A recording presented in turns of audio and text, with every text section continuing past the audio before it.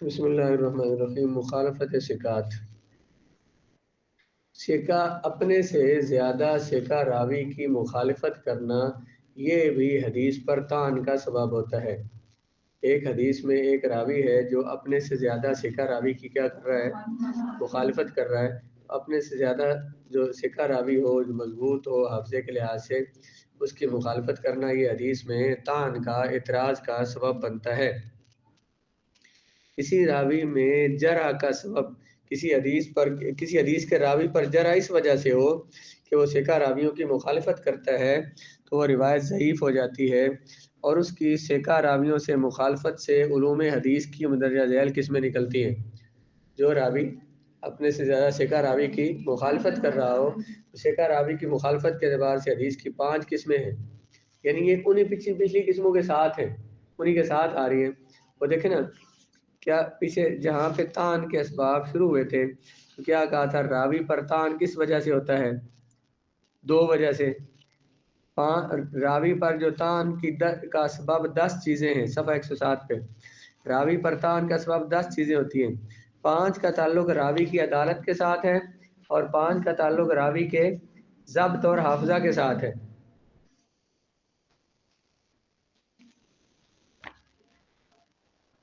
جن کا تعلق راوی کے ضبط کے ساتھ ہے وہ بیان ہو گئی ہیں: کثرت سے غلطی کرنا، حافظہ کمزور ہونا، اور وہمی ہونا، اور ثقہ راویوں کی مخالفت کرنا۔ تو جھوٹ اور جھوٹ کی تہمت، بدعت، جہالت، فسق، یہ بھی آ گئے۔ اب یہاں پہ کیا کہا کہ ثقہ راویوں کی مخالفت، اس کی وجہ سے یہ کہاں پہ آیا ہے؟ ثقہ راوی کی مخالفت، وہ آخری بات، ان 10 میں سے جو آخری چیز آئی تھی، کیا؟ ثقہ راویوں کی مخالفت کو کرے، اپنے سے زیادہ ثقہ اور مضبوط راویوں کو مخالفت کرے تو اس راوی پر بھی طعن اور اعتراض آتا ہے۔ تو وہ اعتراض، اس اعتراض کے لحاظ سے، راوی پر طعن کے لحاظ سے حدیث کی مزید 5 قسمیں بنتی ہیں۔ پہلی المدرج، لکھا ہوا ہے کہ اگر اسی پیج پر المدرج، مقلوب، المزید فی متصل الاسانید، المضطرب، المصحف، اگر مخالفت سند کے سیاق کو تبدیل کرنے کی وجہ سے ہو۔ ثقہ راوی جو ہے، جو راوی جو اپنے سے زیادہ ثقہ کی مخالفت کر رہا ہے، وہ اس وجہ سے کہ یہ کیا کر رہا ہے؟ سند کے چلاؤ میں، سند مختلف انداز میں چلا رہا ہے، سند کے چلاؤ میں تبدیلی کر رہا ہے، یا حدیث موقوف کو حدیث مرفوع کے ساتھ ملا رہا ہے، تو اس حدیث کا نام ہوتا ہے مدرج، جس میں راوی پر طعن ہو، اعتراض ہو۔ کیا اعتراض ہو اس پر؟ کہ وہ حدیث کے، وہ اپنے سے زیادہ ثقہ کی مخالفت کرتا ہے۔ مخالفت کس چیز میں؟ کہ حدیث کے کلام کو اس نے بدل دیا ہے، سیاق کو، حدیث کے چلاؤ کو، کلام کو بدل دیا، یا اس نے حدیث موقوف کو مرفوع سے ملا دیا۔ تو اس حدیث کی اس قسم کو مدرج کہتے ہیں۔ آگے چاروں کا مختلف تعارف لکھا ہوا ہے، لیکن آگے اس کی ایک کی تفصیل آ رہی ہے، اس لیے اگلے صفحے پہ آ جائیں۔ مدرج، ادرجتو سے فعل سے اسم مفعول کا صیغہ ہے، جس کا معنی ہوتا ہے ایک چیز کو دوسری چیز کے ساتھ ملا دینا۔ جیسے کہتے ہیں ادرجت الشیء فی الشیء، میں نے ایک چیز کو دوسری چیز میں داخل کر دیا، ایک چیز کو دوسری چیز کے ساتھ ملا دیا۔ اصطلاحی تعریف: وہ حدیث جس کی سند کا سیاق، ساقہ یسوق، سیاقن کا معنی ہوتا ہے چلنا، اسی سے ڈرائیور کو کہتے ہیں سائق، کلام کا چلاؤ، کلام کا انداز بدل دیا گیا ہو، یا اس کے کسی وضاحت کیے بغیر اس میں کسی وضاحت کے بغیر ایسی چیز داخل کر دی گئی ہو جو اس حدیث کا حصہ نہ ہو۔ یا تو حدیث کے سند میں حدیث کے چلاؤ سیاق کو بدل دیا گیا ہو، یا پھر کسی وضاحت کے بغیر حدیث میں ایسی چیز داخل کر دی گئی ہو جو اس حدیث کا حصہ نہ ہو۔ مدرج کی 2 اقسام ہیں: مدرج الاسناد اور مدرج المتن۔ مدرج الاسناد، راوی سند بیان کرتا ہے، اس کے سامنے کوئی رکاوٹ پیش ہوتی ہے تو وہ اپنی طرف سے کوئی کلام کرتا ہے، تو سامعین میں سے بعض لوگ اسے روایت کا حصہ سمجھ لیتے ہیں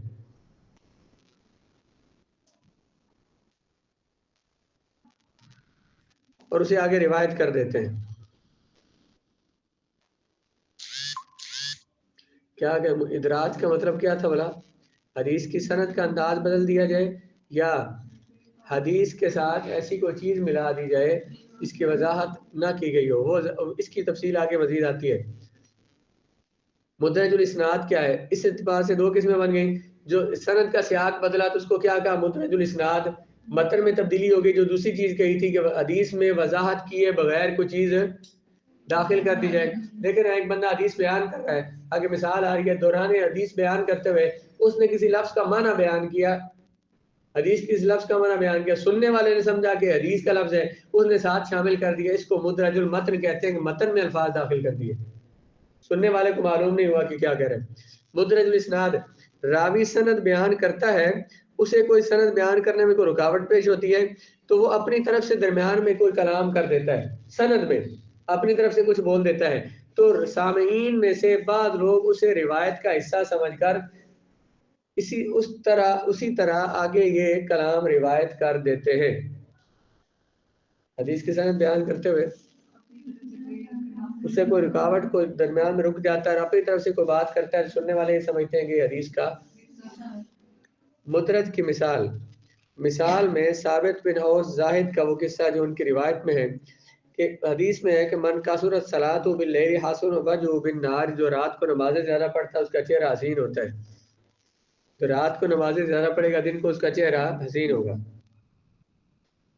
اس روایت کا پس منظر یہ ہے کہ ایک مرتبہ ثابت بن موسیٰ اور شریک بن عبداللہ قاضی کے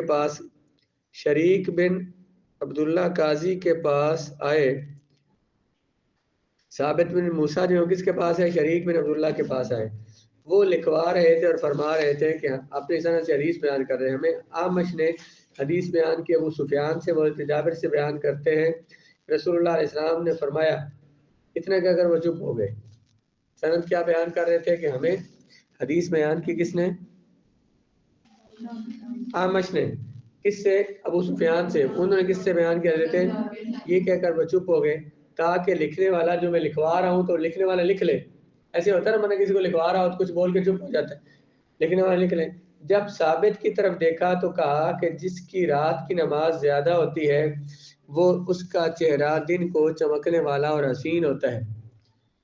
پڑھا رہے تھے حدیث، انہیں اپنے شاگرد کو دیکھا تو اسے کہا، اسے اپنی طرف سے بات انہوں نے کی جو اس نے سند لکھوائی تھی نا جس حدیث کی، وہ سند ابھی وہ حدیث بیان نہیں کی، سند لکھوا کے چپ ہو گئے. تو کسی شاگرد سے کو دیکھا تو اس کی بات، اس کا چہرہ انہیں اچھا لگا، یا تو انہوں نے کہا کہ یہ تمہاری اسے انہوں نے کہا کہ جو رات کو عبادت کرے نا اللہ تعالیٰ اس کے چہرے کو نور والا بنا دیتا ہے. یہ انہوں نے کہا. مقصد تو ان کا یہ تھا کہ وہ شاگرد جو ثابت تھے نا ان کے زہد اور تقوی کی وجہ سے ان کی طرف اشارہ کیا، لیکن ثابت نے سمجھا کہ یہ الفاظ بھی حدیث کا حصہ ہیں تو وہ آگے انہوں نے حدیث میں لکھ لیا.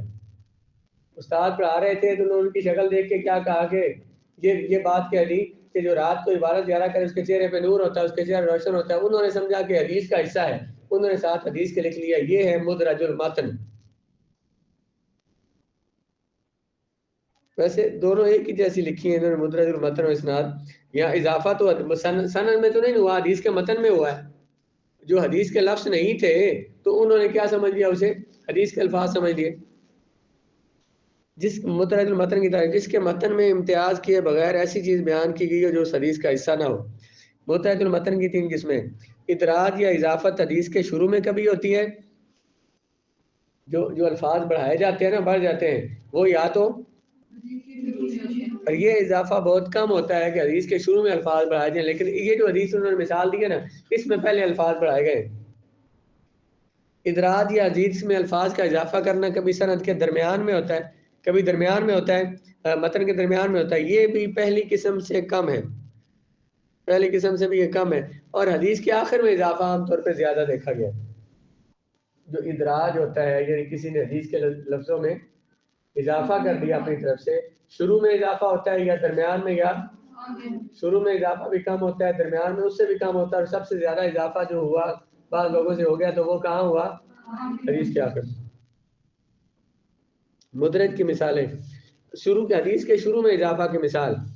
اس کا سبب یہ ہوتا ہے کہ راوی روایت ذکر کرنے سے پہلے کوئی بات کرتا ہے، مقصد ہی اس کا یہ ہوتا ہے کہ اس پر تائید کے لیے اس حدیث سے استدلال کرنا ہوتا ہے.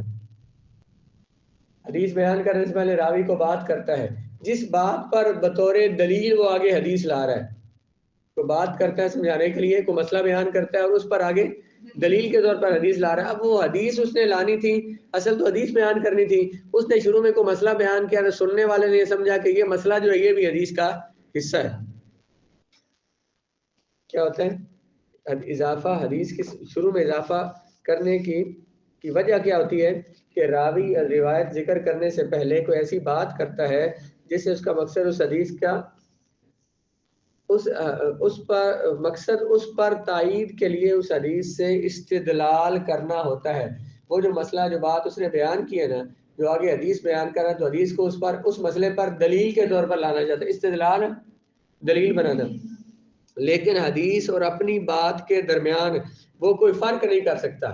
جو اس نے پہلے بات کی ہوتی ہے اس میں اور حدیث میں کے بیان میں کوئی فرق نہیں کرتا، تو سننے والا یہ وہم اور خیال کرتا ہے کہ یہ تمام حدیث ہے، یہ ساری حدیث کی بات ہے، حالانکہ شروع میں وہ اپنی بات کر رہا تھا. جیسے وہ حدیث جسے خطیب بغدادی نے ابو قطن اور شبابہ کی روایت سے بیان کیا، انہیں الگ الگ سے اور فرق سے بیان کیا. شعبہ محمد بن زیاد سے روایت کرتے ہیں ابو ہریرہ سے رسول اللہ علیہ السلام نے فرمایا اسبغ الوضوء، وضو پورا پورا کیا کرو. ویل للعقاب من النار، ان ایڑیوں کے لیے ویل ہلاکت ہے من النار دوزخ میں، یا دوزخ کی ایک وادی کا نام ہے کہ جو جن کی ایڑیاں خشک رہ جاتی ہیں تو ان کے لیے کیا ہے؟ دوزخ کی کون سی وادی؟ ویل ہے. یہ جو اسبغ الوضوء کے الفاظ جو ہیں یہ حضرت ابو ہریرہ کا کلام ہے. وہ حدیث کے بارے میں سمجھا رہے تھے وضو پورا پورا کریا کرو. کیوں پورا کیا کرو؟ کیونکہ رسول اللہ نے فرمایا جس کی ایڑیاں خشک رہ جائیں دوزخ میں جائیں گی.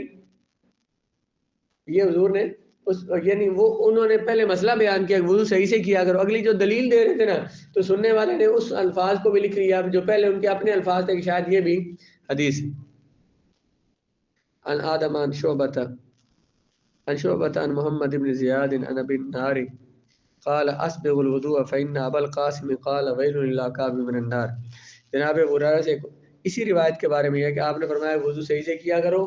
بے شک ابو القاسم صلی اللہ علیہ وآلہ وسلم نے فرمایا کہ ویل للعقاب من النار، کہ جو ایڑیاں دوزخ میں جو ایڑیاں جو ہیں جو خشک رہ جائیں تو ان کے لیے دوزخ کی وادی ہے کون سی؟ ویل. درمیان حدیث کے درمیان میں ادراج کی مثال سید عائشہ رضی اللہ تعالیٰ عنہ فرماتی ہیں کان نبی صلی اللہ علیہ وآلہ وسلم یتحنس فی غار حرا، حضور علیہ الصلوۃ والسلام کئی دن غار حرا میں رہا کرتے تھے. اور وہ تعبد ذوات العدد، وہ تعبد اللیالی ذوات العدد. یہ درمیان میں وہ تعبد کے لفظ ہے نا یہ ادراج کیا گیا، یہ الفاظ حدیث کے نہیں اس میں شامل کیے.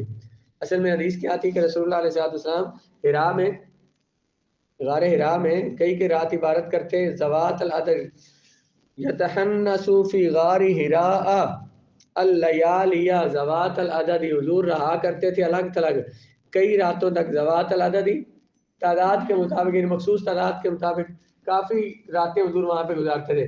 درمیان میں وہ تعبد یتحنس کا معنی بیان کیا تھا انہوں نے، تو سننے والے نے سمجھا کہ کیا ہے حدیث کے لفظ ہیں. حدیث کے آخر میں ادراج کی مثال حضرت ابو ہریرہ رضی اللہ تعالیٰ سے روایت ہے رسول اللہ نے فرمایا کہ غلام کے لیے 2 اجر ہیں. قسم اس ذات کی اس کے قبضہ قدرت میں میری جان، اگر جہاد اللہ کے راستے میں نہ ہوتا اور حج نہ ہوتا اور ماں کے ساتھ ماں کا کے ساتھ بھلائی کرنا نہ ہوتا تو میں یہ پسند کرتا کہ میں وفات پاؤں اس حال میں کہ انا مملوک میں غلام ہوں. حضرت ابو ہریرہ سے روایت کرتے ہیں جب کہا کہ حدیث مرفوع ہے تو مرفوع کا معنی کیا؟ رسول اللہ نے فرمایا کہ غلام کو 2 اجر ملتے ہیں. جس کے قبضہ قدرت میں میری جان اس کی قسم اگر اللہ کے راستے میں جہاد اور حج اور اپنے والدہ کی خدمت نہ ہوتی تو میں یہ پسند کرتا کہ میں غلامی کی حالت میں مر جاؤں. لا احببت، تو میں یہ پسند کرتا کہ ان اموت، میں مر جاؤں اس حال میں کہ میں غلام ہوں. یہ جو والذی نفسی بیدہ سے لے کر آخر تک ابو ہریرہ کا کلام ہے، کیونکہ نبی کریم سے ایسا کلام صادر ہونا ناممکن ہے. حضور نے صرف اتنا فرمایا للعبد المملوک اجران، غلام کو 2 اجر ملتے ہیں، اللہ تعالیٰ کی بات کرنے کا، دوسرا اپنے مالک کی خدمت کرنے کا. اگلی جو وضاحت ہے جو حضرت ابو ہریرہ نے وضاحت کی تھی راوی نے انہیں حدیث سمجھ لی. روایت میں ادراج کا سبب کیا ہوتا ہے؟ ادراج کرتے کیوں؟ کسی شرعی حکم کا بیان کرنا ہوتا ہے. مثلا ایک حدیث بیان کرتے کرتے اس میں جو مسئلہ ثابت ہوتا ہے نا شرعی مسئلہ وہ بیان کر رہے تھے محدث جو ہے وہ شرعی مسئلہ بیان کر رہے تھے، سننے والے نے سمجھا کہ حدیث بیان کر. حدیث کے مکمل ہونے سے پہلے اس سے کسی شرعی حکم کا استنباط کرنا. ابھی حدیث مکمل نہیں ہوئی ہوتی تو وہ حدیث بیان کرنے والا اس سے کوئی شرعی مسئلہ اس حدیث سے جو اخذ ہوتا ہے وہ بیان کرتا ہے. اب وہ مسئلہ جو اخذ ہوا ہے انہوں نے اپنے لفظوں میں بولا ہے تو وہ حدیث کا حصہ نہیں تھا، سننے والے نے اسے حدیث سمجھ لیا. حدیث کے دوران کوئی لفظ آ گیا تو اس سے کوئی مسئلہ نکلتا ہے، کوئی مسئلہ ثابت ہوتا ہے، مسئلے کا استنباط ہوتا ہے، انہوں نے مسئلہ بیان کیا، سننے والے نے سمجھا کہ حدیث ہے. حدیث میں مشکل اور غریب الفاظ کی تفسیر اور تشریح کرنا. ادراج کبھی اس وجہ سے ہو جاتا ہے کہ محدث جو ہے وہ حدیث کے مشکل الفاظ کی تشریح کرتے ہیں، شاگرد سمجھ لیتا ہے کہ یہ حدیث ہے. حدیث میں غریب اور غریب نادر الفاظ جو بہت کم استعمال ہوتے ہیں اور ان کی کیا کرنا، تعبیر اور تشریح کرنا.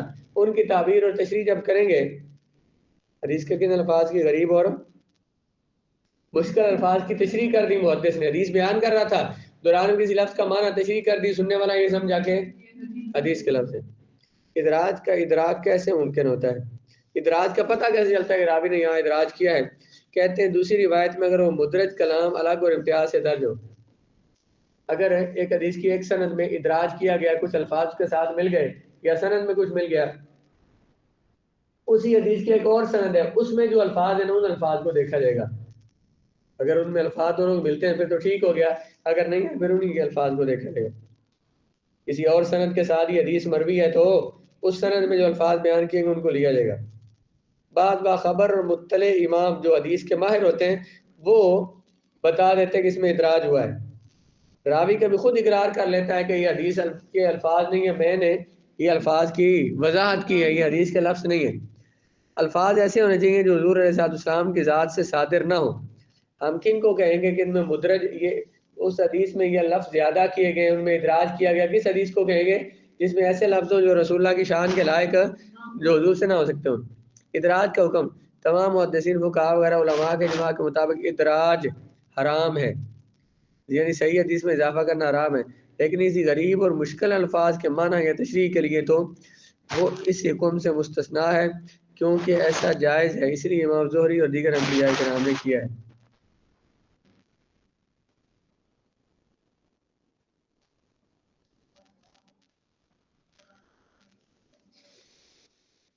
ویسے کہتے ہیں کہ محدثین کے نزدیک ادراج کرنا حرام ہے، لیکن اگر کوئی الفاظ نادر ہوں جو کم عربی میں ملتے ہیں یا مشکل الفاظ ہیں، ان کی تشریح کے لیے اگر کوئی لفظ بولا جائے تو وہ اس سے مستثنا ہے، وہ کر سکتے ہیں، لیکن اسے بھی الگ سے بتا دیا جائے کہ یہ حدیث کا معنی ہے، لفظ فلاں لفظ کا معنی ہے، یہ حدیث کے الفاظ نہیں ہیں.